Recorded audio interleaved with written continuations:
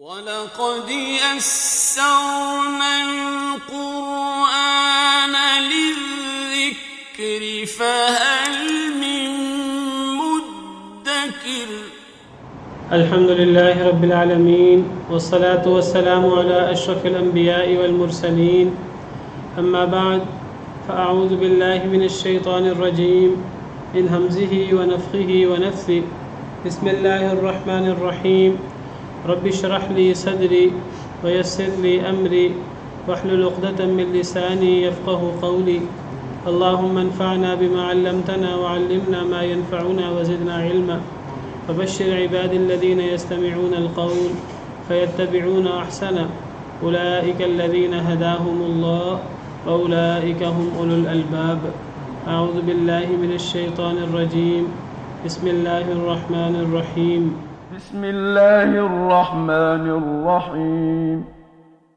إذا السماء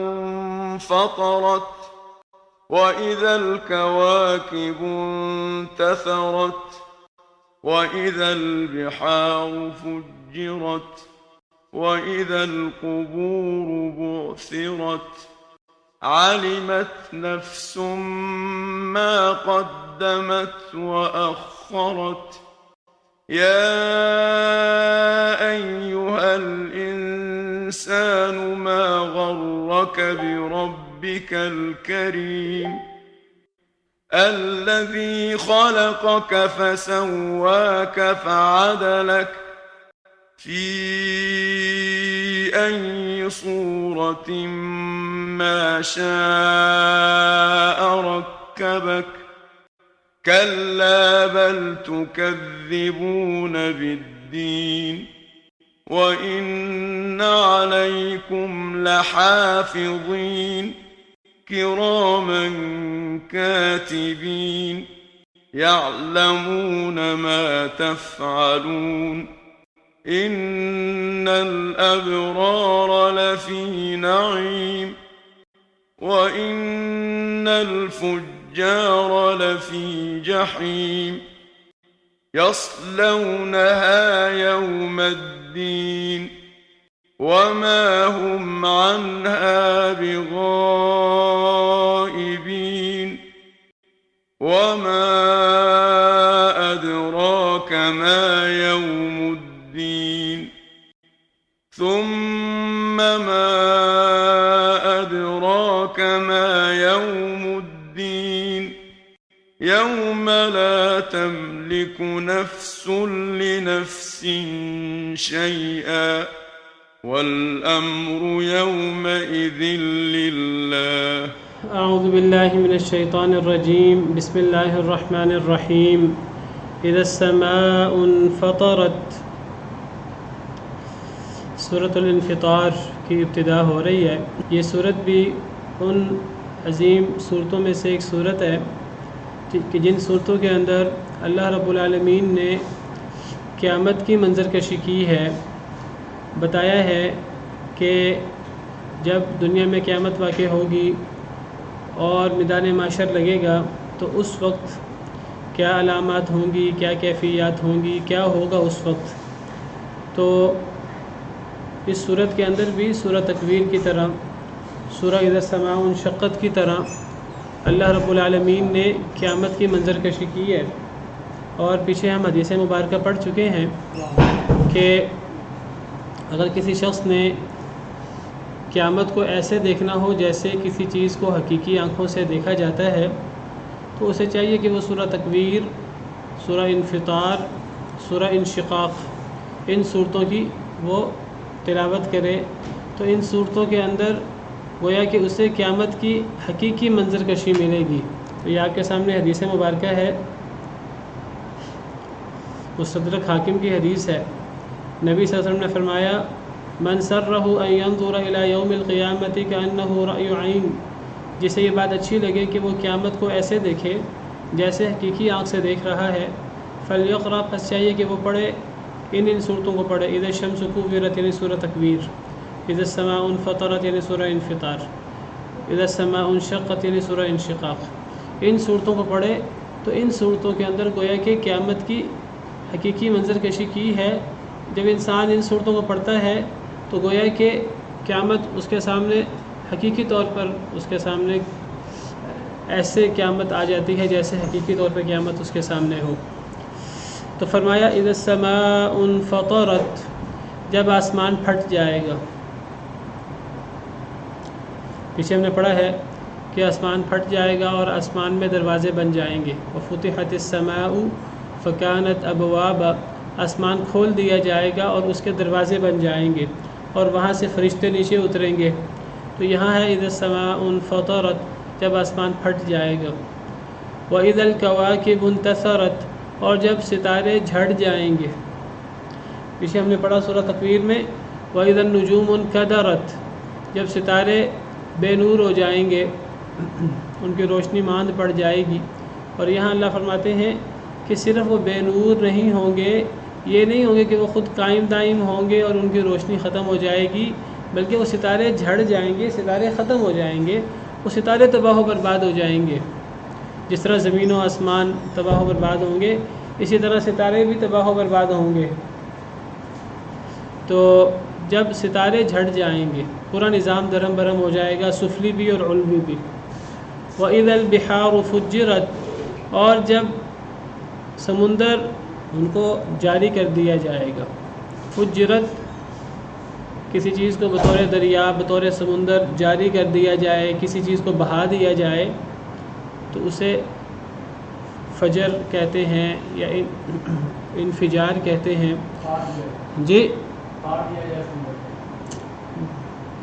جب کوئی نہر کھودی جاتی ہے تو گویا کہ وہ نہر کو جاری کیا جاتا ہے تو اس کے لیے لفظ فجر استعمال ہوتا ہے.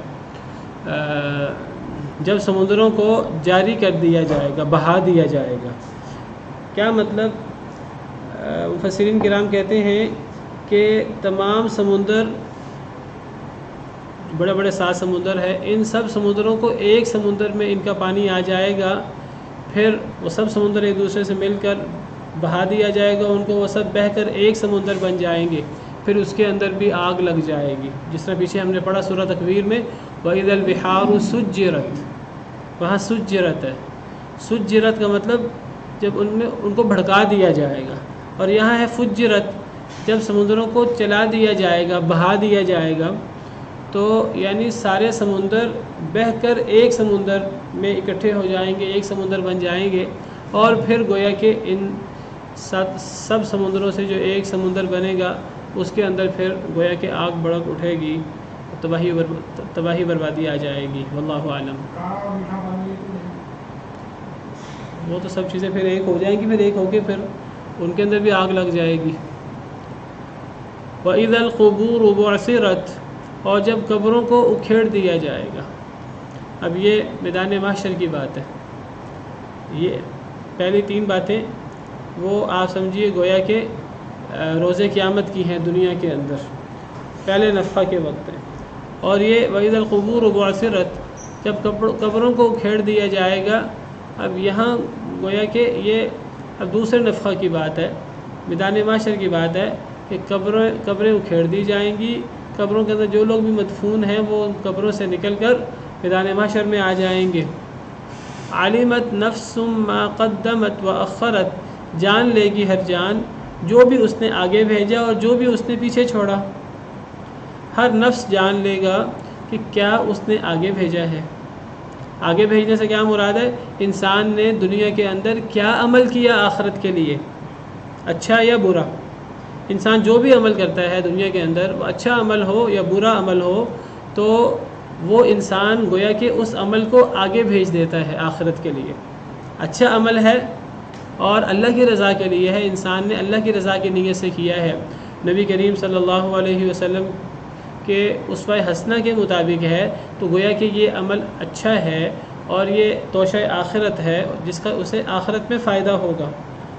اور اگر ایک انسان نے برا عمل کیا ہے دنیا کے اندر، تو اس نے صرف دنیا کے لیے برا عمل نہیں کیا، وہ در حقیقت وہ عمل تو اس کے آخرت کے لیے ہے. وہ برا عمل کر کے اس نے آگے بھیج دیا ہے، اپنے نامہ اعمال کے لیے محفوظ کر لیا ہے. یا کسی شخص نے ظاہراً تو نیک عمل کیا ہے لیکن اس کے پیچھے نیت بری ہے، اس کے پیچھے خلوص نہیں ہے، دنیا داری ریاکاری ہے، یا اس نے ظاہراً نیک عمل کیا ہے، اس کے پیچھے خلوص بھی ہے، لیکن وہ نبی کریم صلی اللہ علیہ وسلم کی سنت کے مطابق نہیں ہے، اس پر نبی صلی اللہ علیہ وسلم کا اسوہ نہیں ہے، تو ایسا عمل بھی برا ہے، اور قیامت کے دن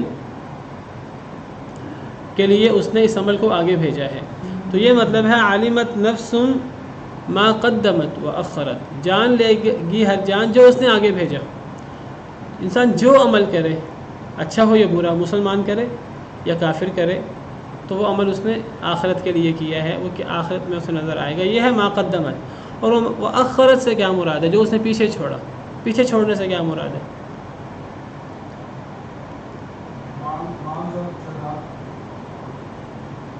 اصل میں مال جائیداد بھی انسان ظاہراً پیچھے چھوڑتا ہے، اس کے اثرات تو اسے قیامت کے دن نظر آتے ہیں۔ اگر اس نے مال دولت کو اچھے طریقے، صحیح جائز طریقے سے کمایا ہے اور صحیح جگہ پر اللہ کے حکم کے مطابق خرچ کیا ہے، تو اس نے توشہ آخرت بنا لیا۔ اور اگر اس نے اس کو غلط طریقے سے کمایا ہے یا جائز طریقے سے کمایا تھا لیکن اللہ کی بتائے ہوئے طریقے کے مطابق خرچ نہیں کیا، تب بھی اس نے گویا کہ اس کو آگے بھیج دیا برائی کے طور پر، اگرچہ ظاہراً تو دنیا میں ہی رہ جاتا ہے، ہر چیز دنیا میں رہ جاتی ہے، لیکن اس کا ثواب یا عقاب وہ انسان آگے بھیج دیتا ہے۔ وآخرت سے مراد انسان کے وہ اعمال ہیں جو انسان کر کے فوت ہو جائے اور اس کے اثرات ہوں، اچھے یا برے، تو وہ بھی انسان قیامت کو جان لے گا۔ قیامت کے دن انسان کو پتہ لگ جائے گا، انسان نے ایک تو جو حقیقی اعمال اچھے ہیں یا برے، انسان نے آگے بھیج دیے۔ اچھا عمل کیا نیک نیتی کے ساتھ، نبی صلی اللہ علیہ وسلم کی سنت کے مطابق اس پر آپ کا ٹھپا ہے، آپ کی مہر ہے، تو یہ عمل اس نے آگے بھیجا، اچھا عمل ہے، یہ بھی قیامت کے دن وہ جان لے گا۔ اور اگر اس نے اچھا عمل، ظاہراً اچھا عمل ہے، نیت بری ہے، نبی صلی اللہ علیہ وسلم کا اسوہ نہیں ہے، یا عمل ہی برا ہے، تو اب یہ برا عمل ہے جو اس نے آگے بھیجا ہے، یہ دونوں چیزیں قدمت میں آ جائیں گی، ما قدمت میں انسان جان لے گا ان دونوں عمل کو، اچھا ہے یا برا، انسان اپنے نامہ اعمال میں جان لے گا۔ اور کچھ اعمال ایسے ہیں کہ ایک تو انسان نے دنیا میں جو عمل کیا اچھا یا برا، اس کو آخرت میں دیکھ لے گا۔ انسان کے دنیا میں کیے گئے اعمال کے کچھ اثرات ہوتے ہیں اچھے یا برے۔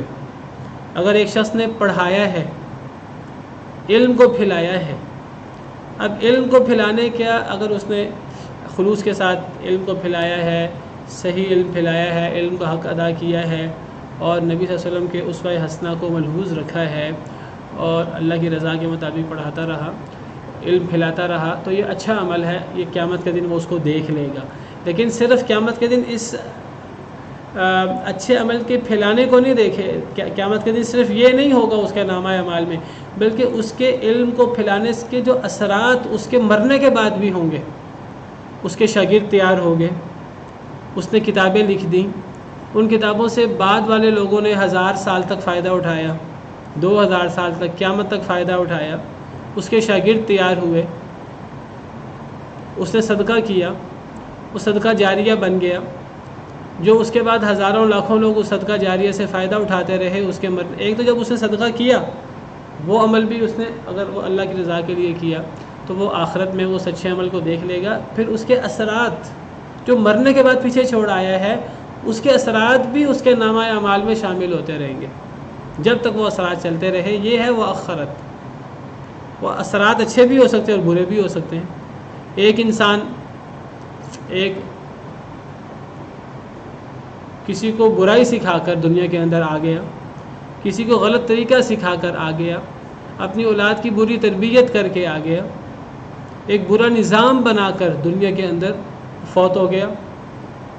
اب جب تک وہ نظام چلتا رہا، جب تک اس کے اولاد جس کی اس نے بری تربیت کی تھی وہ جب تک زندہ رہی، وہ اور ان کی اولادیں، اور جہاں تک اس کے اثرات ہیں برے۔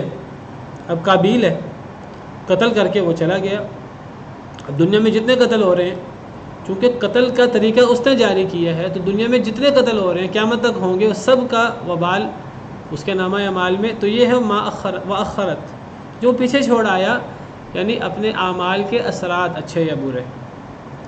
انبیاء کرام علیہم السلام کی تبلیغ، صحابہ کرام کا دین کو پھیلانا، جس کے اثرات قیامت تک اچھے ہیں، تو یہ صحابہ کرام عمل کر کے فوت ہو چکے ہیں، اللہ کے حضور پیش ہو چکے ہیں. جو اپنی زندگی کے اندر عمل کیے انہوں نے اچھے، وہ عمل بھی ان کے نامہ اعمال میں ہے. کوئی معصیت، کوئی نافرمانی بھی ہوگی تو وہ بھی ان کے نامہ اعمال میں ہوگی. اور جو وہ اچھے اعمال کر کے فوت ہو گئے اور ان کے اثرات آج تک جاری ہیں، تو ان اچھے اعمال کے اثرات کا بدلہ، اچھا بدلہ، وہ بھی ان کے نامہ اعمال میں ہوگا. تو علمت نفس ما قدمت واخرت، قیامت کے دن انسان جان لے گا جو اس نے آگے بھیجا اچھا برا عمل، یا جو وہ دنیا میں اپنے عمل کے اثرات چھوڑ آیا اچھے یا برے، وہ بھی انسان قیامت کے دن جان لے گا. یہ اسی طرح کی آیت ہے جس طرح ہم سورہ یاسین میں پڑھ آئے ہیں. اللہ تعالیٰ نے فرمایا اِنَّا نَحْنُ نُحْيِي الْمَوْتَى وَنَكْتُبُ مَا قَدَّمُوا وَآثَارَهُمْ. سورہ یاسین آیت نمبر 12. اللہ فرماتے ہیں بے شک ہم مردوں کو زندہ بھی کرتے ہیں اور ہم لکھ لیتے ہیں جو انہوں نے آگے بھیجا، وَآثَارَهُمْ، اور ان کے آثار. اللہ فرماتے ہیں مردوں کو بھی ہم زندہ کر دیتے ہیں. کہ اللہ کی صفت ہے، اللہ مردوں کو زندہ کر دیتے ہیں. اور اللہ فرماتے ہیں ہم لکھ لیتے ہیں جو لوگوں نے آگے بھیجا، جو لوگوں نے عمل کیا فوری، وہ عمل اچھا ہے یا برا، ہم وہ بھی لکھ دیتے ہیں. وَآثَارَهُمْ، اور ان کے عمل کے آثار بھی ہم لکھ لیتے ہیں، جو ان کے مرنے کے بعد پیچھے رہ جاتے ہیں، اثرات ان کے عمل کے اچھے یا برے. اللہ فرماتے ہیں ہم صرف لوگوں کے اعمال نہیں لکھتے جو انہوں نے آگے بھیجے، بلکہ ان کے اعمال کے اثرات بھی ہم لکھ لیتے ہیں، جو اچھے یا برے ہو سکتے ہیں. یہ ہے کہ جو انہوں نے آگے بھیجا اور جو انہوں نے پیچھے چھوڑا. آگے انسان اپنا عمل بھیجتا ہے اور پیچھے کیا چھوڑتا ہے؟ اس عمل کے اثرات، گناہ جاریہ کے طور پر یا صدقہ جاریہ کے طور پر، جس کی مختلف صورتیں ہو سکتی ہیں. گناہ جاریہ کی سینکڑوں صورتیں ہو سکتی ہیں، صدقہ جاریہ کی سینکڑوں صورتیں ہو سکتی ہیں. تو یہ وَآثَارَهُمْ. اللہ فرماتے ہیں ہم صرف عمل نہیں لکھتے، اس عمل کے اثرات بھی جو پیچھے انسان کے مرنے کے بعد بھی چلتے رہتے ہیں، انسان کی اولاد کی صورت میں، اچھی ہے بری. انسان نے اپنے مال سے کوئی اکیڈمی بنا دی، اچھی یا بری. انسان نے کوئی ایسا نظام بنا دیا، اچھا یا برا، تو وہ اثرات بھی اللہ لکھ لیتے ہیں اور وہ بھی نامہ اعمال میں ہوں گے. وہ بھی ہر انسان قیامت کے دن جان لے گا. بہت غور طلب آیت ہے. انسان دنیا کے اندر جو کرتا ہے اس کا وہ بھی قیامت کے دن دیکھے گا، اور اس کے اثرات بھی جو پیچھے چھوڑ آیا مرنے کے بعد اس کے جب تک اثرات رہتے ہیں اچھے یا برے، وہ سب بھی اپنے نامہ اعمال میں انسان قیامت کے دن جان لے گا. یا ایھا الانسان، اے انسان. یہ الف لام جنس کا ہے، تو ایک انسان کو مخاطب نہیں کیا، انسانوں کی پوری جنس بنی نوع انسانیت کو مخاطب کیا ہے صیغہ واحد کا، لیکن الف لام جنس کا ہے.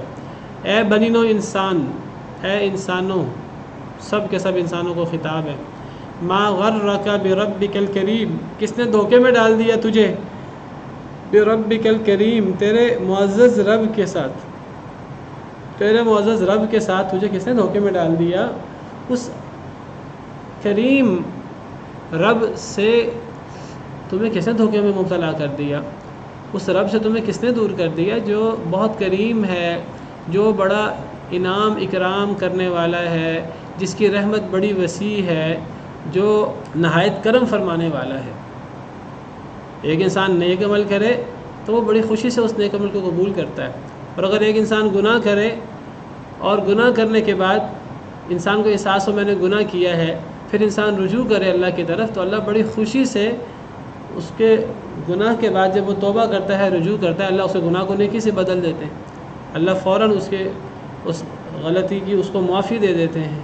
تو یہ اللہ کا کرم ہے، یہ اللہ کی رحمت ہے. تو اس رحیم اور اس کریم رب سے تمہیں کس نے دھوکے میں ڈال دیا کہ تم نیک عمل نہیں کرتے، حالانکہ اللہ کے تم پر کتنے احسانات ہیں. یا تو تم نیک عمل نہیں کر رہے اور گناہ کر رہے ہو، اور گناہ کرنے کے ساتھ توبہ بھی نہیں کر رہے، اللہ کی نافرمانی پہ نافرمانی کیے جا رہے ہو. تو اس رحیم اور کریم رب کے بارے میں تمہیں کس نے بھٹکا دیا ہے، تمہیں کس نے دھوکے میں ڈال دیا؟ تم نیکی نہیں کر رہے، اور تم سے گناہ اگر ہو رہے ہیں تو گناہ کر کے تم توبہ نہیں کر رہے. تمہیں یا تو نیکی کرنی چاہیے تو پھر اللہ کی رحمت اور اللہ کا کرم دیکھو، اور اگر غلطی ہو جائے بشری تقاضے کے تحت تو پھر فوراً توبہ کر لو، جلدی سے توبہ کر لو، موت آنے سے پہلے پھر اللہ کا کرم اور اللہ کی رحمت دیکھو۔ تو اس رحیم اور کریم رب سے تمہیں کس نے دھوکے میں ڈال دیا؟ تمہیں پرواہ ہی نہیں ہے اللہ کے غضب کی، تمہیں اللہ کی رحمت اور اللہ کا کرم چاہیے ہی نہیں ہے، تو اس رحیم اور کریم رب سے تمہیں کس نے دھوکے میں ڈال دیا؟ جو انسان چھوٹے سے چھوٹا عمل کرے اللہ قدردانی کرتے ہیں، اور انسان سے بڑا گناہ ہو جائے، انسان اللہ کی طرف پلٹ کر دیکھے، اللہ تعالیٰ سارے گناہ معاف کر دیتے ہیں۔ تو اس کریم رب سے تمہیں کس نے دھوکے میں ڈال دیا؟ تم نیکی کیوں نہیں کرتے؟ اور اگر گناہ ہو جائے تو توبہ کیوں نہیں کرتے؟ کیوں اپنے گناہ پر اور اپنی غلطی پر اور اپنے کفر پر اور اپنے شرک پر اصرار کیے جا رہے ہو، اور اصرار کرنے کے ساتھ مسلسل گناہ پہ گناہ اور ان کو زیادہ سے زیادہ کیے جا رہے ہو، اور غفلت پر غفلت کا مظاہرہ کیے جا رہے ہو؟ اللہ کی رحمت اور اللہ کے کرم کو کیوں بھول گئے ہو؟ تمہیں کس نے دھوکے میں ڈال دیا ہے؟ شیطان نے تمہیں اللہ کے کرم کے بارے میں، اللہ کی رحمت کے بارے میں دھوکے میں ڈال دیا ہے۔ وہ اللہ کتنا کریم ہے، کتنا رحیم ہے، تم تصور نہیں کر سکتے۔ تو کتنا قریب کرنے والا انداز ہے، کیسے اللہ تعالیٰ انسان کو اپنی طرف بلا رہے ہیں کہ اے انسان، اللہ تو ہر وقت کرم کرنے کو تیار ہے، رحمت کرنے کو تیار ہے، تو نیکی کر کے تو دیکھ، اور اگر گناہ ہو جائے تو توبہ کر کے تو دیکھ۔ تجھے اس کریم رب سے کس نے دھوکے میں ڈال دیا؟ کس نے تجھے اللہ سے دور کر دیا؟ کون تیرے اور اللہ کے درمیان آ گیا؟ اللہ صرف نیکوکاروں کے نہیں ہے، اللہ تو گناہ گاروں کے بھی رب ہے، اللہ تو ان پر بھی کرم کرنے والا ہے۔ ایک گناہ گار انسان اور اللہ کے درمیان کون آ گیا؟ اور کس نے ایک گناہ گار انسان کو اپنے کریم رب سے دور کر دیا کہ جی اللہ میری توبہ قبول نہیں کریں گے، اور انسان غفلت پر غفلت کا شکار ہوتا رہے۔ بہت غور طلب آیت ہے، توجہ کرنے والی آیت ہے۔ وہ کریم رب، وہ رحیم رب، الذی خلقک، جس نے تجھے پیدا کیا ہے، وہ تجھے عدم سے وجود میں لایا ہے، اس نے تجھے انسان بنایا ہے تیرے کہے بغیر، اس نے تجھے اشرف المخلوقات بنایا ہے تیرے کہے بغیر، اس نے تجھ پر ہر قسم کا انعام کیا ہے تیرے کہے بغیر، اس نے تجھے دنیا میں خشکی پر بھی سواری دی، تو خشکی میں سواری کرتا ہے جانوروں پر، اور آج تو سواری کے اتنے طریقے آ گئے ہیں، اور تو سمندر میں بھی سواری کرتا ہے۔ اللہ نے تجھے تیرے کہے بغیر یہ سب نعمتیں دی، اللہ نے تجھے پاکیزہ چیزوں سے رزق دیا۔ یہ رزق اللہ نے جانوروں کو نہیں دیا، اللہ نے انسان کو یہ رزق دیا ہے۔ اللہ انسان کو عدم سے وجود میں لائے ہیں، اور بڑی اللہ نے انسان کو تکریم بخشی ہے انسان کے کہے بغیر، جس نے تجھے پیدا کیا۔ فسواک، صرف پیدا نہیں کیا، تجھے بالکل ٹھیک ٹھاک، تجھے تندرست و توانا بنایا ہے۔ انسان جب پیدا ہوتا ہے، اور انسان کو اللہ پیدا کرنے والے ہیں، اور پھر اللہ انسان کو کیسے ٹھیک ٹھاک مضبوط صلاحیتوں والا اور عقل رکھنے والا اور ہر لحاظ سے متناسب اور بہترین عقل و فہم رکھنے والا اللہ نے انسان کو بنایا ہے۔ صرف پیدا نہیں کیا، پیدا کر کے انسان کو تندرست و توانا بھی بنایا ہے۔ فعدلک، پھر برابر بھی کیا تجھے، عدلک برابر کیا، کا تجھے عدل برابری، تجھے برابر کیا۔ برابر کرنے سے کیا مراد ہے کہ انسان کے جسم کے مختلف اعضاء ہیں، کئی اعضاء دو ہیں، کئی اعضاء دو سے بھی زیادہ ہیں۔ اللہ نے ان اعضاء کو کتنا متناسب اور کتنا برابر بنایا ہے۔ دیکھیے ہمارے دو کان عام طور پہ انسانوں کے، کئی لوگوں کے کان چھوٹے ہوتے ہیں، کئی لوگوں کے کان بڑے ہوتے ہیں، کئی کی کس طرح، کئی کی کس طرح، لیکن جیسا کان ایک ہوتا ہے ویسے ہی دوسرا ہوتا ہے۔ اگرچہ ایک دایاں ہوتا ہے ایک بایاں ہوتا ہے، اگر ایک کان بڑا ہو جائے اور ایک کان چھوٹا ہو جائے کیسا لگے گا انسان؟ کسی کی آنکھ چھوٹی ہوتی ہے، کسی کی آنکھ بڑی ہوتی ہے، کسی کی چندیائی ہوئی آنکھیں ہوتی ہیں، کسی کی چائنیز لوگوں کی طرح ہوتی ہے، مختلف علاقوں کے لوگوں کی آنکھیں مختلف ہوتی ہیں، لیکن ایک انسان کی دو آنکھیں ایک جیسی ہوتی ہیں، الا ماشاء اللہ کوئی کانا ہو، کوئی کسی کی بیماری ہو تو ایک الگ بات ہے، عمومی بات ہو رہی ہے۔ تو یہ تیری آنکھیں برابر کس نے بنائیں؟ ایک آنکھ داہنی ہے ٹھیک ہے، ایک آنکھ بائیں ہے ٹھیک ہے، لیکن دونوں آنکھیں ایک جیسی ہیں. یہ نہیں ہے ایک چائنیز لوگوں کی طرح ہے اور ایک یورپی لوگوں کی طرح ہے، ایک بر صغیر کے لوگوں کی طرح ہے. انسان کے 2 ہاتھ ہیں، کسی کے ہاتھ چھوٹے ہوتے ہیں، کسی کے ہاتھ بڑے ہوتے ہیں، کسی کے ہاتھ مخروطی ہوتے ہیں، کسی کی انگلیاں لمبی ہوتی ہیں، کسی کی چھوٹی.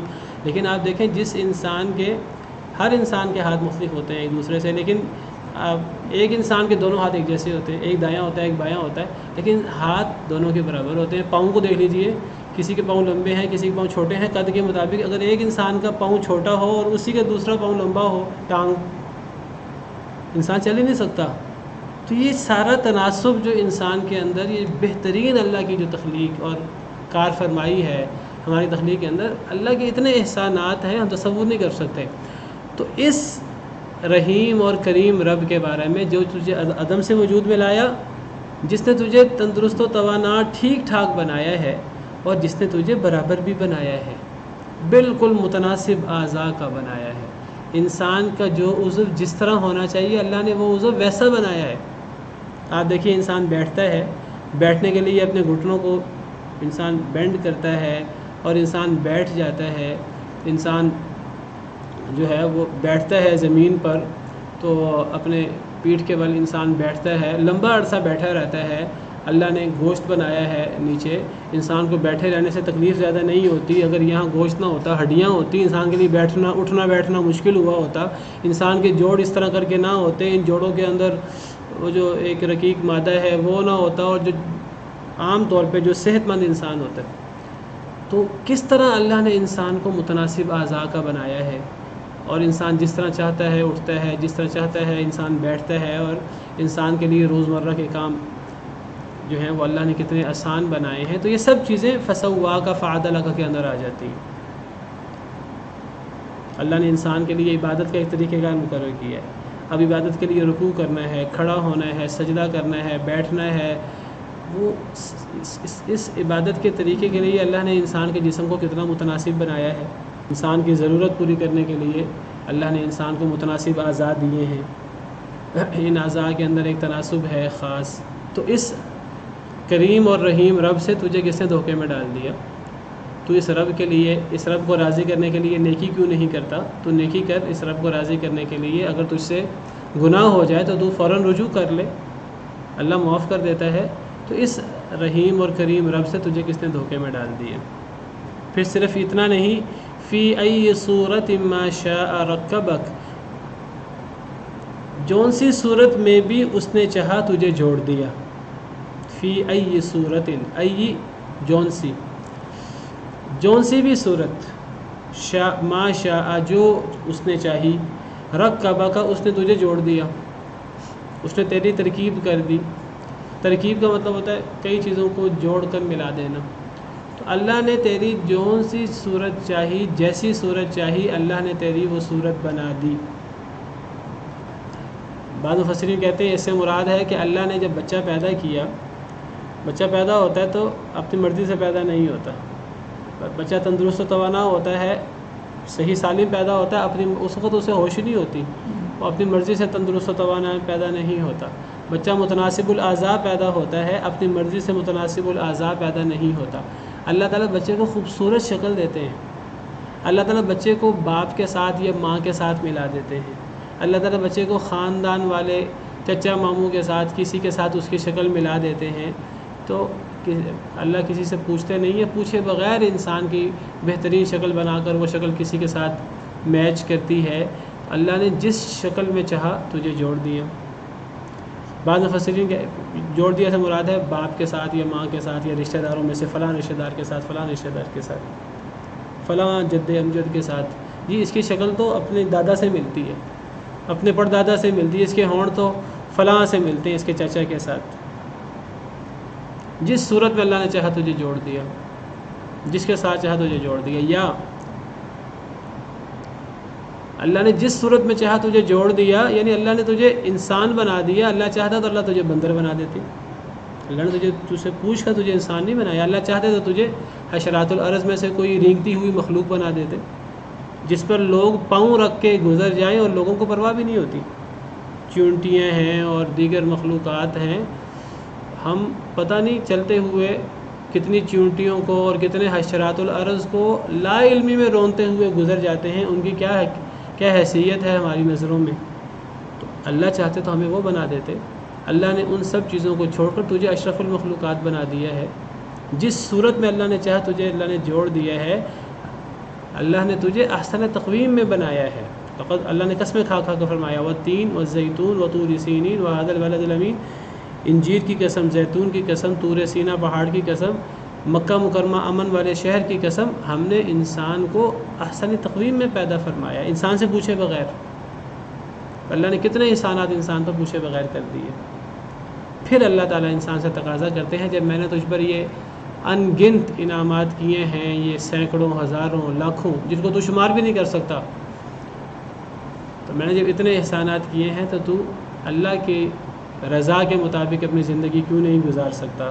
تو اللہ کو راضی کرنے کے لیے نیکی کیوں نہیں کر سکتا؟ تو اس سے اگر گناہ ہو جائے، وہ بھی اللہ نے تیری فطرت کے اندر رکھا ہے، تو فوراً پھر اللہ سے رجوع کر کے توبہ کیوں نہیں کر لیتا؟ اس کو اللہ فرماتے ہیں ما غرک بربک الکریم، تجھے تیرے معزز رب سے کس نے دھوکے میں ڈال دیا؟ تیرے اور اللہ کے درمیان کون آ گیا ہے بدبخت جس نے تجھے اللہ سے دور کر دیا ہے، جس اللہ نے تجھ پر یہ احسانات کیے. بہت غور طلب توجہ طلب آیات ہے. کلا، ہرگز نہیں، بل تکذبون بالدین، بلکہ تم جھٹلا دیتے ہو جزا اور سزا کو. دین کو، دین سے مراد جزا اور سزا، یعنی قیامت کا جو دن ہے جس میں جزا اور سزا ہونی، جس کو ہم یوم الدین کہتے ہیں، جزا اور سزا کا دن. تم اس جزا اور سزا کو جھٹلا دیتے ہو. اصل میں تم اللہ کے لیے، اللہ کو راضی کرنے کے لیے نیکی کیوں نہیں کرتے؟ اگر تم سے گناہ ہو جائے تو تمہیں تمہارے دل کے اندر احساس کیوں نہیں ہوتا ہم سے گناہ ہوا ہے، ہم توبہ کر لیں؟ اس لیے تمہارے اندر گناہ کرنے کے بعد توبہ کا احساس نہیں ہوتا، تمہارے اندر نیکی کا جذبہ پیدا نہیں ہوتا کہ تم قیامت کا انکار کر رہے ہو. جو بندہ قیامت کو مانتا ہو اور جس کو پتہ ہو قیامت آنی ہے اور میں نے رب کے حضور پیش ہونا ہے، میں نے حساب دینا ہے دنیا کی زندگی کا، وہ بندہ گناہ کر کے چین سے سو کیسے سکتا ہے؟ وہ بندہ گناہ کے ساتھ وہ بندہ زندگی گزار کیسے سکتا ہے؟ اسے چین کیسے آ سکتا ہے؟ اسے سکون کیسے آ سکتا ہے؟ وہ نیکی کیے بغیر رہ کیسے سکتا ہے؟ رہ ہی نہیں سکتا. تو تم کیوں اللہ سے دور ہو؟ تم کیوں غفلت میں ہو؟ کیونکہ تم آخرت کا انکار کیے بیٹھے ہو. کئی لوگ تو صراحتاً انکار کرتے ہیں، کئی لوگ منہ سے کہتے ہیں ہم آخرت کو مانتے ہیں، لیکن عملاً انکار کیے بیٹھے ہیں. ان میں اور آخرت کا انکار کرنے والوں میں کوئی فرق نہیں ہے. منہ سے کہتے ہیں آخرت ہے، جنت ہے، جہنم ہے، حساب کتاب ہوگا، ہم نے مر جانا ہے، قبر میں جانا ہے، آخرت میں اللہ کے حضور پیش ہونا ہے. کئی لوگ تو صریح انکار کرتے ہیں نا، اور کئی لوگ منہ سے انکار نہیں کرتے لیکن ان کا عمل بول کر پکار کر کہہ رہا ہے وہ آخرت کا انکار کر رہے ہیں. مجھے بتائیے کیا فرق ہے اس میں اور آخرت کا انکار کرنے والے میں؟ یہ تو سراسر منافقت ہے. اللہ معاف کرے.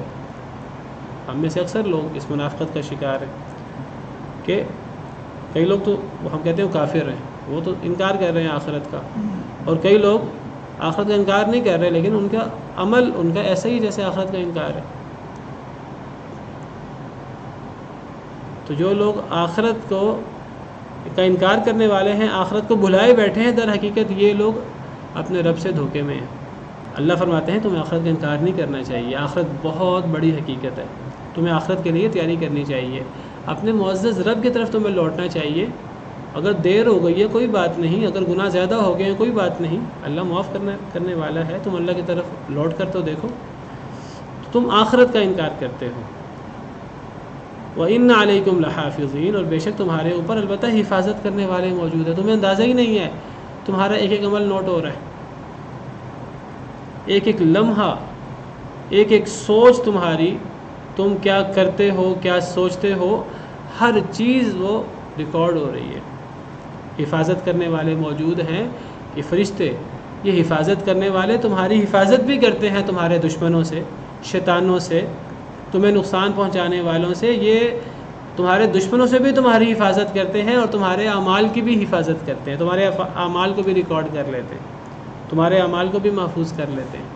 کون ہے وہ؟ کرامن کاتبین، بڑے ہی معزز لکھنے والے. کرامن، بڑے ہی معزز. کریم فرشتے ہیں، اور اللہ کے ہاں ان کا بڑا مقام ہے، کیونکہ اللہ کے احکامات مانتے ہیں، اللہ کے حکم کے مطابق چلتے ہیں۔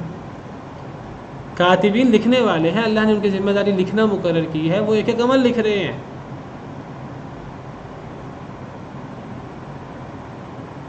وَلَقَدْ خَلَقْنَا الْإِنسَانَ وَنَعْلَمُ مَا تُوَسْوِسُ بِهِ نَفْسُهُ۔ اللہ فرماتے ہیں ہم نے انسان کو پیدا کیا ہے، جو اللہ انسان کو پیدا کرنے والا وہ انسان سے غافل کیسے رہ سکتا ہے؟ وَنَعْلَمُ مَا تُوَسْوِسُ بِهِ نَفْسُهُ، ہمیں تو وہ بھی پتہ ہے جو انسان کو انسان کا نفس وسوسہ ڈالتا ہے، انسان کے دل کے اندر کوئی اچھے برے خیالات آتے ہیں، ہمیں تو اس کا بھی پتہ ہے۔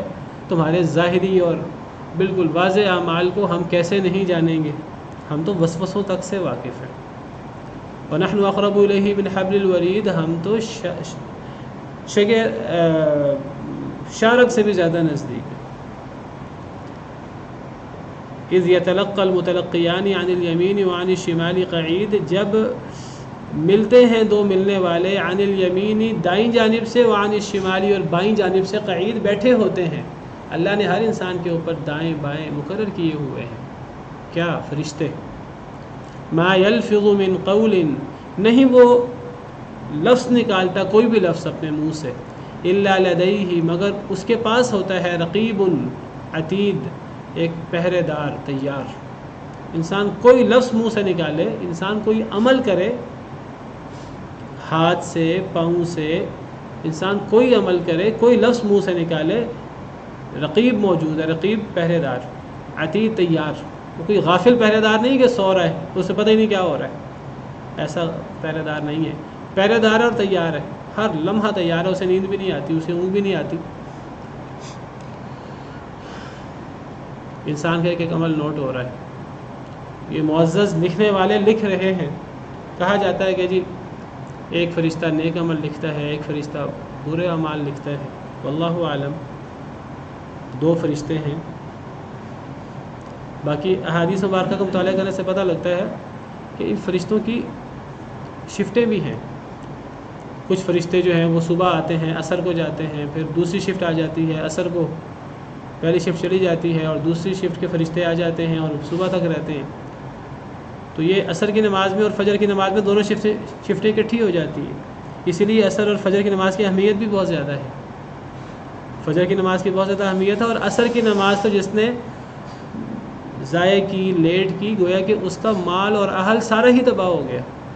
کأنما غُتِرَ أَهْلُهُ وَمَالُهُ، حدیث مبارکہ میں آتا ہے، نبی صلی اللہ علیہ وسلم نے فرمایا اللہ ان کی قبروں کو آگ سے بھر دے، انہوں نے ہمیں درمیانی نماز عصر کی نماز سے مشغول کر دیا۔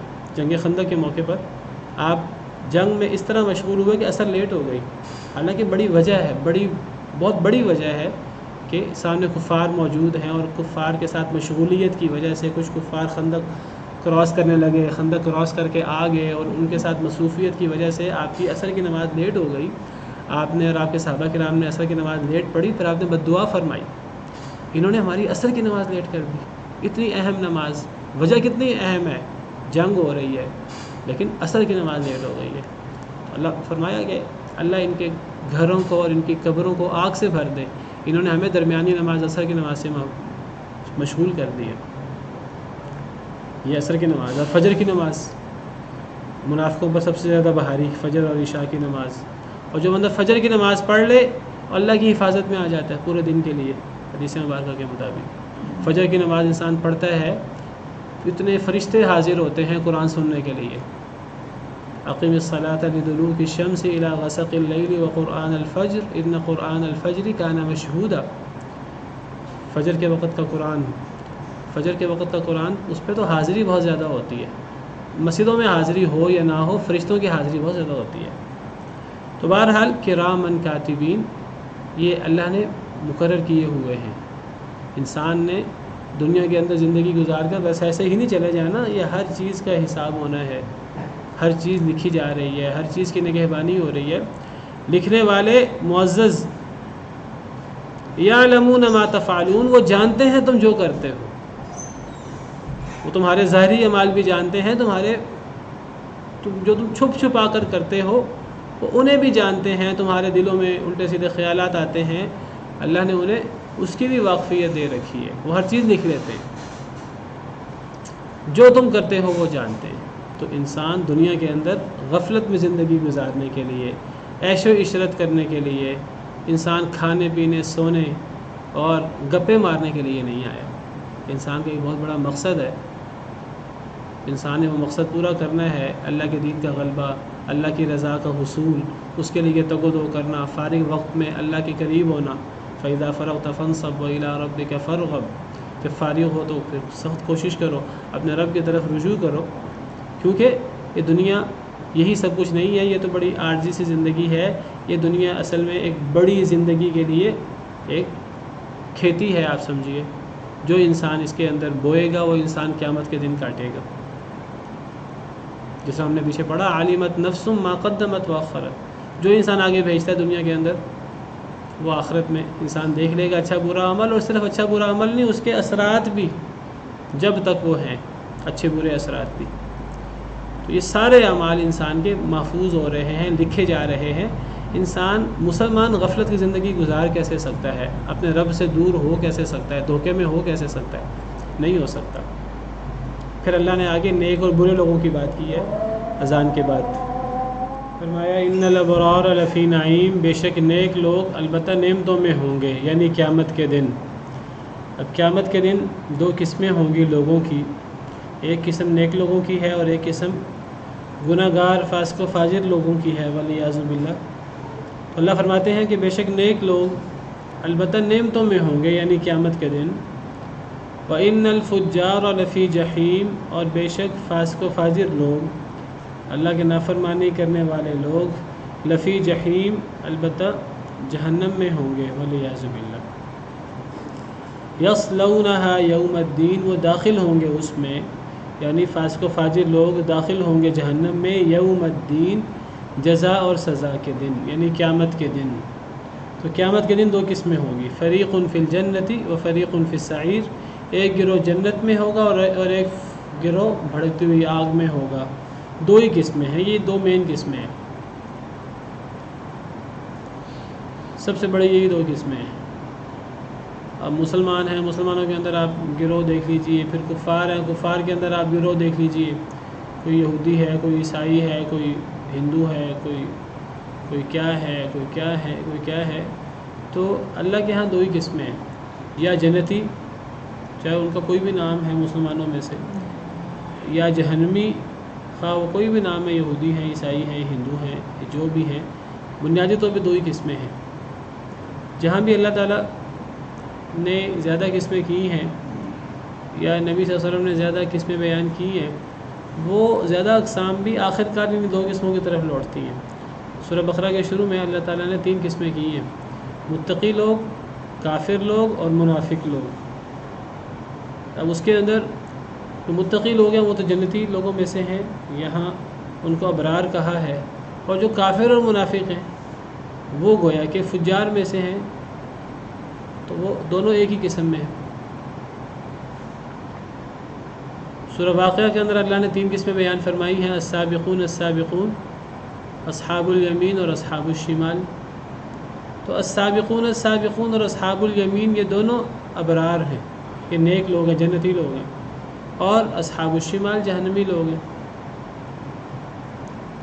حدیث مبارکہ میں نبی صلی اللہ علیہ وسلم نے فرمایا کہ میری امت 73 فرقوں میں بٹے گی۔ اور کہنے کو 73 فرقے ہیں، حقیقت میں وہ بھی 2 ہی ہیں، ایک جنتی کے باقی سارے جہنمی۔ تو اصل میں 2 ہی قسمیں ہیں بنیادی طور پر، یا جنتی یا جہنمی، یا نیک یا برے۔ نیک لوگ نعمتوں میں، وَإِنَّ الْفُجَّارَ لَفِي جَحِيمٍ، اور گناہ گار لوگ جہنم میں، يَصْلَوْنَهَا يَوْمَ الدِّينِ، وہ داخل ہوں گے اس میں، جہنم میں، جزا اور سزا کے دن۔ وَمَا هُمْ عَنْهَا بِغَائِبِينَ، اور نہیں ہوں گے وہ اس سے غائب ہونے والے۔ کہ جہنمی لوگ جہنم سے کبھی غائب نہیں ہو سکیں گے، چھپ نہیں سکیں گے، بچ نہیں سکیں گے، وہ جہنم کے ساتھ چمٹ کر رہیں گے اور ہمیشہ ہمیشہ رہیں گے۔ یہ نہیں ہوگا کہ یہ عذاب ختم ہو جائے کچھ دیر کے بعد، اس سے غائب نہیں ہو سکیں گے، وہ اس سے اپنے آپ کو بچا نہیں سکیں گے۔ ان کو ہمیشہ ہمیشہ کے لیے جہنم کے اندر رہنا ہوگا، والعیاذ باللہ۔ تو یہ جہنم کے اندر فاسق و فاجر لوگ ہیں، اور یہ یوم الدین کو داخل ہوں گے، جزا اور سزا کے دن، اور یہ جہنم سے دور نہیں ہٹ سکیں گے۔ یہ سارا معاملہ یوم الدین کو ہوگا۔ یوم الدین کیا ہے؟ وما ادراک ما یوم الدین، آپ کو کیا معلوم یوم الدین کیا ہے؟ جس یوم الدین میں جہنمی جہنم میں جائیں گے، یہ یوم الدین کیا ہے؟ آپ کو کیا معلوم؟ ثم ما ادراک ما یوم الدین، پھر آپ کو کیا معلوم یوم الدین کیا ہے؟ قرآن کریم میں کئی جگہ پر اللہ تعالیٰ نے سوال کیا ہے مختلف چیزوں کے بارے میں، اور اس انداز سے سوال کیا کہ اے نبی صلی اللہ علیہ وسلم آپ کو کیا معلوم فلاں چیز کیا ہے؟ تو اس سوال کرنے کے لیے آپ کو کیا معلوم، اس کے لیے دو طرح کے الفاظ قرآن میں آتے ہیں، ایک ما ادراکا اور ایک ما یدریکا۔ ما ادراکا، یہ ما استفہامیہ ہے، کیا، کس، اور ادرا کا، یہ ادرا یہ فعل ماضی کا پہلا صیغہ ہے، ادرا بتایا، کا آپ کو، ما ادرا کا مطلب کس نے بتایا آپ کو۔ اصل میں دال را یا کا مطلب درائت، اس کا مطلب علم ہونا ہوتا ہے۔ دال را یا خود علم ہونا اگر مجرد ہو، اور یہ باب افعال ہے، فعل ماضی کا پہلا صیغہ ہے، تو یہ کسی کو علم دینا، کسی کو بتانا، تو متعدی ہے۔ تو کس نے بتایا آپ کو کیا ہے یوم الدین؟ ما ادراکا، یہ قرآن کریم میں جگہ جگہ القارعۃ ما القارعہ وما ادراک ما القارعہ، الحاقۃ ما الحاقہ وما ادراک ما الحاقہ۔ اچھا، کئی جگہ پر آتا ہے وما یدریکا۔ اب ادراکا اور یدریکا کا معنی ایک ہی ہے۔ ادراکا ما کس نے، ادرا بتایا، کا آپ کو، یہ فعل ماضی ہے، اور اگر یدریکا ہو تو کون بتاتا ہے آپ کو، کس نے بتایا نہیں، کیونکہ یدری مضارع ہے، تو مضارع کے انداز میں معنی کر لیں، کون بتاتا ہے آپ کو، فعل مضارع ہے، وہی فعل مضارع کا پہلا صیغہ ہے، کون بتاتا ہے آپ کو۔ دونوں کا معنی نتیجے کے اعتبار سے ایک ہی ہے۔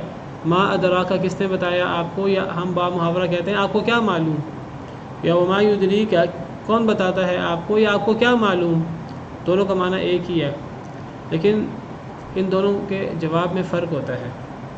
جہاں بھی قرآن کریم میں ما ادراکا آئے تو اس کے بعد اس کا جواب موجود ہوتا ہے ہمیشہ، اور جہاں بھی ما یدریکا آئے تو اس کا جواب کبھی بھی موجود نہیں ہوتا، وہ جواب مخفی ہی رہتا ہے، اور اللہ سوال کر کے صرف اس کی اہمیت بتاتے ہیں۔ جیسے قرآن کریم میں ہے وما یدریک لعل الساعۃ قریب، آپ کو کیا معلوم شاید قیامت قریب ہو۔ وما یدریک، عام طور پر یدریک قیامت کے بارے میں آتا ہے، یا ایسی چیز کے بارے میں جس کا پتہ ہونا، جس کا علم ہونا ممکن نہیں ہے۔ وہ جو صحابی آئے تھے عبداللہ بن ام مکتوم، اللہ کو تو پتہ تھا کہ وہ صحابی نیک تھے، لیکن ان کا بعد میں کیا انجام ہونا ہے، کیا بعد میں وہ نیک ہی رہیں گے کہ وہ اللہ معاف کرے مرتد ہو جائیں گے، تو اللہ نے بتایا نہیں نبی صلی اللہ علیہ وسلم کو وما یدریک لعلہ یزکیٰ، آپ کو کیا معلوم شاید کہ وہ پاک ہو۔ تو یہاں وما یدریک ہے، جہاں یدریک آئے تو وہاں اس کا جواب موجود نہیں ہوتا، اور جہاں وما ادراک آئے تو وہاں جواب موجود ہوتا ہے۔ یہ ایک عام ادراک اور یدریک کا فرق۔ اب آپ دیکھیں کہ یہ ساری آیتیں قرآن میں جہاں بھی وما ادراک آیا ہے، آپ ان تمام آیتوں کو پڑھ لیجئے، آگے جواب موجود ہے۔ مثلا سورہ الہمزہ میں ہے وما ادراک ما الحطمہ، آپ کو کیا معلوم پیسنے والی کیا ہے، آگے جواب ہے نار اللہ الموقدہ، اللہ کی بھڑکائی ہوئی آگ، یہ جواب ہے اس کا۔ وما ادراک ما ہی، آپ کو کیا معلوم وہ کیا ہے، نار حامیہ، بھڑکتی ہوئی آگ ہے، جواب دے دیا آگے۔ القاریہ ما القاریہ وما ادراک ما القاریہ، کھڑکھڑانے والی کیا ہے، آپ کو کیا معلوم کھڑکھڑانے والی کیا ہے، ادراکا ہے تو آگے جواب موجود ہے یوم یکون الناس کالفراش المبثوث، یہ وہ دن ہے جس دن لوگ بکھرے پتنگوں کی طرح ہوں گے، تو یہ القاریہ سے مراد قیامت کا دن ہے جس دن لوگ بکھرے پتنگوں کی طرح ہوں گے، جواب موجود ہے۔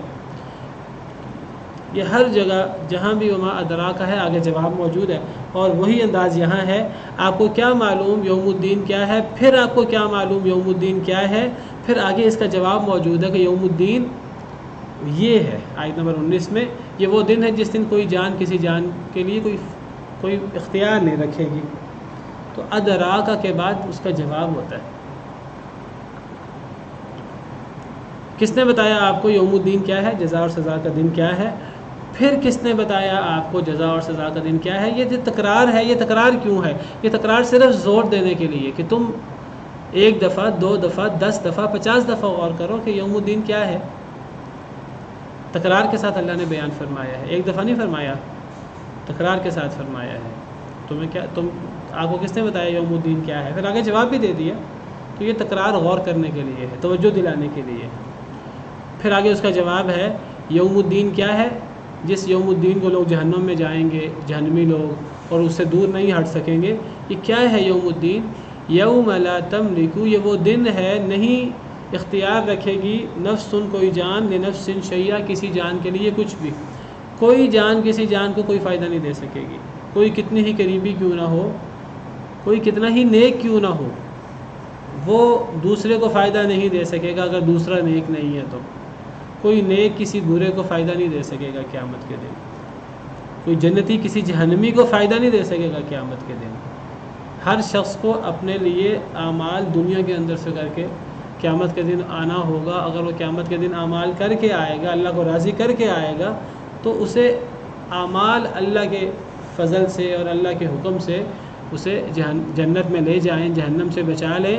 کوئی نیک شخص کسی برے شخص کو جہنم سے نہیں بچا سکے گا، چاہے کوئی کسی کا باپ ہی کیوں نہ ہو، چاہے کوئی کسی کا بیٹا کیوں نہ ہو، چاہے کوئی نبی کیوں نہ ہو. حضرت نوح علیہ السلام اپنے بیٹے کو نہیں بچا سکیں گے. حضرت ابراہیم علیہ السلام اپنے باپ کو نہیں بچا سکیں گے. نبی صلی اللہ علیہ وسلم نے فرمایا صحیح احادیث مبارکہ میں، صحیح مسلم کی حدیث ہے، نبی صلی اللہ علیہ وسلم نے فرمایا کہ جب یہ آیت نازل ہوئی وَأَنذِرْ عَشِيرَتَكَ الْأَقْرَبِينَ، کہ اے نبی صلی اللہ علیہ وسلم اپنے قریبی رشتہ داروں کو ڈرائیے. یہ سورہ شعراء کی آیت نمبر 214 ہے. جب یہ آیت نازل ہوئی تو نبی صلی اللہ علیہ وسلم نے اپنے رشتہ دار قریش کو بلایا. قریش بھی آپ کے قریش جتنے بھی مکہ کے لوگ تھے قریش میں سے تھے، تو قریش کے تمام لوگ کسی نہ کسی طریقے سے آپ کے رشتہ دار تھے دور قریب سے. آپ نے سب کو بلایا، سب جمع ہو گئے. فعم و خص، پھر آپ نے لوگوں کو عمومی طور پر بھی خطاب کیا اور عموماً لوگوں کو بھی پکارا اور خاص لوگوں کو بھی پکارا. عموماً پکارا سے کیا مراد ہے؟ آپ نے سب قریش کو پکارا. اور خاص کر کے پکارا سے کیا مراد ہے؟ آپ نے قریش کو ان کے ذیلی خاندانوں کے ناموں سے بھی پکارا. کیسے؟ آپ نے فرمایا یا بنی کعب ابن لؤی، اے بنی کعب بن لؤی. کعب بن لؤی قریش کے نیچے جا کر ایک شخص ہے، تو کعب بن لؤی کی اولاد، اے خاندان کعب بن لؤی، انقذوا انفسکم من النار، اپنے آپ کو جہنم سے بچا لو. یا بنی مرۃ بن کعب، اے مرہ بن کعب کی اولاد، یہ ایک خاندان ہے پورا قریش کے اندر، اپنے آپ کو جہنم کی آگ سے بچا لو. یا بنی عبد شمس، اے عبد شمس کی اولاد. عبد شمس کون ہے؟ میں نے ایک دفعہ آپ کو یاد ہوگا، عبد شمس، عبد مناف، بنی ہاشم، بنی مطلب کے بارے میں آپ کو بتایا تھا. یہ سب کے سب نبی صلی اللہ علیہ وسلم کے پردادا، آپ کے والد عبداللہ، آپ کے دادا عبد المطلب، آپ کے پردادا ہاشم، اور پردادا کے باپ عبد مناف، اس کے 4 بیٹے، ایک عبد شمس، ایک نوفل، ایک مطلب اور ایک ہاشم. اے بنی عبد شمس، اپنے آپ کو جہنم کی آگ سے بچا لو. یا بنی عبد مناف انقذوا انفسکم من النار، اے عبد مناف کی اولاد، اپنے آپ کو جہنم سے آگ سے بچا لو. یا بنی ہاشم، اپنے پردادا کی اولاد جتنی بھی ہے، آپ نے سب کو پکارا، اپنے آپ کو جہنم کی آگ سے بچا لو. پھر یا بنی عبد المطلب، اپنے دادا کی اولاد، آپ کے جو چچا وغیرہ ہیں، پھپھو وغیرہ، سب کو آپ نے پکارا، انقذوا انفسکم من النار، اپنے آپ کو جہنم کی آگ سے بچا لو. پھر آپ نے اپنی بیٹی کو پکارا، یا فاطمہ انقذی نفسک من النار، اپنے آپ کو جہنم کی آگ سے بچا لو. ایمان تمہیں لانا پڑے گا، تم کفر میں ہو، کفر کی حالت میں، اور تم توقع کرو کہ جی میں محمد تمہیں بچا لوں گا قیامت کے دن. کوئی مسلمان کسی کافر کو جہنم سے نہیں بچا سکے گا. اے فاطمہ اپنے نفس کو خود جہنم کی آگ سے بچا لو، فإنی لا املک لکم من اللہ شیئا، میں اللہ کے مقابلے میں تمہیں کوئی اختیار نہیں رکھتا، تمہیں کوئی فائدہ نہیں دے سکتا قیامت کے دن، غیر ان لکم رحیما، ہاں میرا تم سے ایک رشتہ داری کا تعلق ہے، میں اس رشتہ داری کا دھیان کروں گا، یعنی دنیا کے اندر مجھ سے جو ہو سکا میں تمہارا دھیان کروں گا رشتہ داری کا، آخرت میں تمہیں جہنم سے نہیں بچا سکتا۔ تو قیامت کے دن کوئی جان کسی جان کو کوئی فائدہ نہیں دے گا، اگر کوئی کافر ہو تو اسے کوئی فائدہ نہیں دے گا، ہاں کوئی مسلمان ہو اسے فائدہ ہو سکتا ہے اپنے ماں باپ کی نیکی کا۔ اگر ایک مسلمان اولاد ہے اس کا مقام کم ہے، باپ کا مقام زیادہ ہے، ایک اولاد جو ہے وہ 30ویں درجے میں ہے، باپ 70ویں درجے میں ہے جنت کے، تو اللہ تعالیٰ ماں باپ اور اولاد کو ایک درجے میں کر دیں گے، اوپر والے درجے میں کر دیں گے، یہ ہو سکتا ہے۔ لیکن ایک رشتہ دار دوسرا رشتہ دار کا، ایک باپ بیٹے کا، ایک بھائی بھائی کا، ایک کافر ہے ایک مسلمان ہے، تو مسلمان کافر کو فائدہ نہیں دے سکے گا۔ والامر یومئذ للہ، اور اختیار سارے کا سارا اس دن اللہ کے لیے ہوگا۔ دنیا میں بھی سارے کا سارا اختیار اللہ کے لیے ہے، لیکن دنیا کے اندر دھوکہ ہو جاتا ہے لوگوں کو، اللہ کی طرف سے ڈیل ہوتی ہے۔ ایک بندے کو دھوکہ ہو جاتا ہے کہ جی میرے پاس اختیار ہے، میرے پاس اقتدار ہے، ہمارے حکمران، انسان کو بہت سارے لوگوں کو اپنے اپنے گھر کے اندر وہ حکمران ہوتے ہیں، سمجھتے ہیں کہ میں سب کچھ کر سکتا ہوں اپنے اپنے ادارے کے اندر، دھوکہ ہو جاتا ہے دنیا کے اندر۔ آخرت میں تو یہ دھوکہ بھی نہیں ہوگا کسی کو، ورنہ دنیا میں بھی سارا اختیار اللہ کے پاس ہے، آخرت میں بھی سارا اختیار اللہ کے پاس ہے، لیکن آخرت میں اس اختیار کا عملی اظہار ہوگا۔ کوئی آخرت میں تو انکار کرنے کی، اللہ کو چیلنج کرنے کی جرت نہیں کرے گا۔ دنیا کے اندر کئی بدبخت چیلنج کر لیتے ہیں، حالانکہ دنیا میں بھی اللہ کو چیلنج نہیں کیا جا سکتا، لیکن اللہ نے جن کو ڈھیل دی ہوتی ہے تو وہ بدبخت اللہ کو چیلنج کر لیتے ہیں، اللہ کے ساتھ مقابلہ شروع کر دیتے ہیں۔ تو قیامت کے دن سارا کا سارا اختیار اللہ کے پاس ہوگا، کوئی کسی کو فائدہ نہیں پہنچا سکے گا۔ تو ہر شخص نے انفرادی طور پر اللہ کے حضور پیش ہونا ہے، اللہ کو حساب دینا ہے۔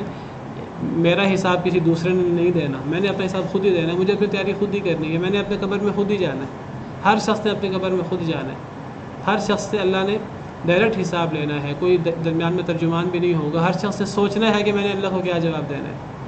ایک بہت بڑے امام ہیں، ان کا نام جو ہے وہ میرے ذہن سے نکل گیا، وہ کہتے ہیں کہ میں نے جو عمل بھی کیا ہے میں نے یہ سوچ کر عمل کیا ہے کہ اگر اللہ نے مجھ سے اس کے بارے میں سوال کیا تو میں اللہ کو مطمئن کر سکوں، اللہ کو جواب دے سکوں کہ اللہ میں نے یہ عمل اس لیے کیا۔ تو ایک مسلمان کو، ایک اللہ کے بندے کو اس طرح زندگی گزارنی ہے کہ وہ قیامت کے دن اللہ کو اپنے ہر عمل کا جواب دے سکے۔ جی